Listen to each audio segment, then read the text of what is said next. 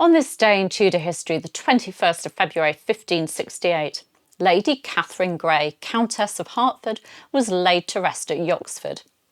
But her story doesn't end there. Years later, her grandson reinterred her remains in the Seymour family tomb at Salisbury Cathedral. Katherine Grey's life may have been short. She was only around 27 when she died, but it was filled with political intrigue, imprisonment and heartbreak.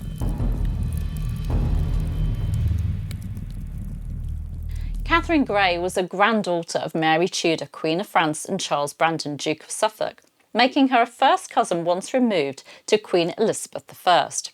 More significantly, she was the younger sister of Lady Jane Grey, the so-called 9 Days Queen. And like Jane, Catherine's royal blood made her both a pawn and a threat in Tudor politics. Let's start in May 1553, when Katherine was part of a grand triple wedding.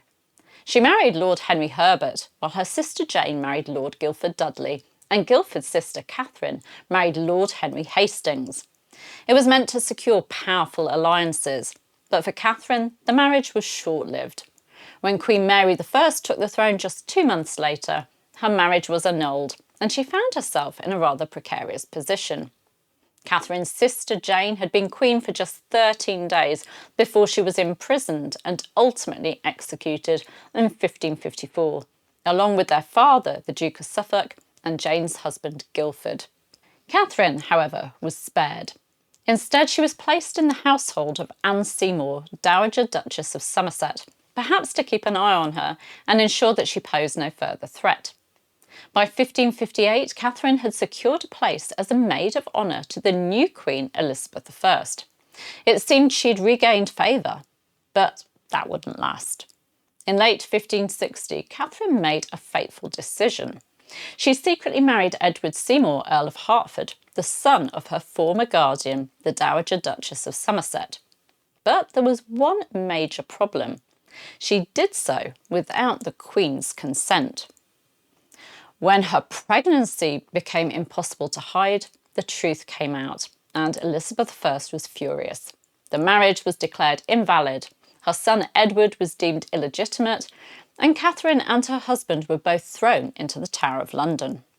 Imprisoned but not completely isolated, Catherine was fortunate to have Sir Edward Warner, the lieutenant of the Tower, on her side.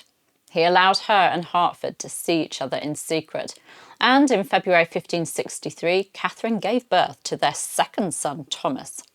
But after this second pregnancy, Elizabeth I was not in a forgiving mood. Catherine and Hertford were permanently separated. While he remained locked away, Catherine was placed under house arrest, where she'd remain for the rest of her life. She never saw her husband again. In the summer of 1563, she was moved to the countryside due to an outbreak of plague in London. But she was never truly free.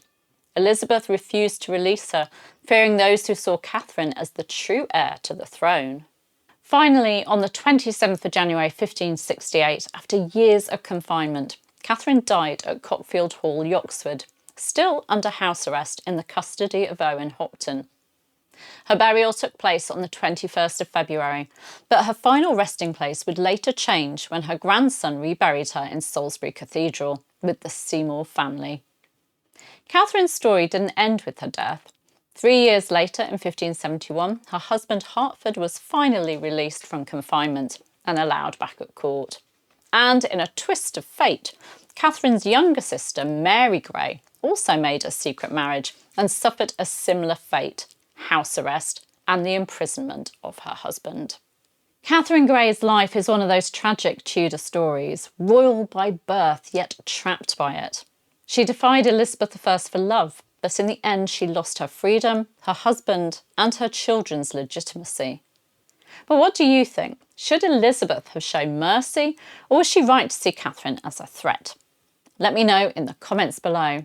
And if you love exploring these forgotten figures of Tudor history, make sure to like, subscribe, and hit the notification bell for more deep dives into the past. I'll see you very soon. Take care. Bye-bye.